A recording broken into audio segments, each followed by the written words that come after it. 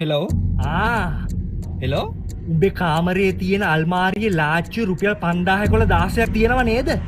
මොකක් කවුදුම කටහපන්. අහන දෙට උත්තර දීපන්. කටවහල අහන දෙට උත්තර දෙන්න බෑන්ඩේ මෙට්ටේ ඇස්සේ රත්තරන් මාලයක් තියෙනව නේද? උඹ කොහොමද දන්නේ? උඹ හොරෙක් නේද මගේ ගෙට වෙන්න නේද? ඔව් යකෝ.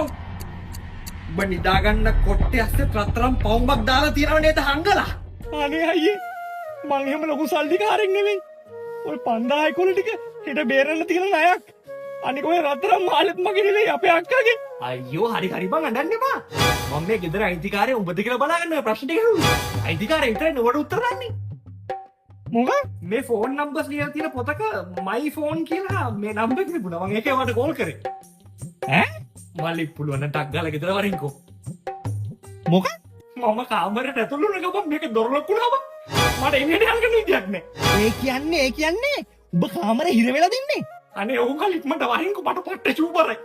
හිටපන් මම එන්නම්. පොලිසියත් එක්කගෙන මෙන්නම් ඈ. හැබැයි පොලිසියට කිව්වත් නම් උඹේ කාමරේ මැත්තේ මම චූ කරනවා. මම පට්ට චූපරේ ඉන්නේ. කහපාට තඩි පැල්ලමක් ඉතුරු කරනවා මේකේ හොඳේ. එද පිස්සු කෙල්ල ඔය අල්ටින් වල ටයිල් ටික මං එන්නම්. ඉතින් වරින්කෝ එන ටක් ගාලා. හරි මේ එනවා. පරිසම්පන් හොර කැමේ යටින් දෙන්නේ ගොමු.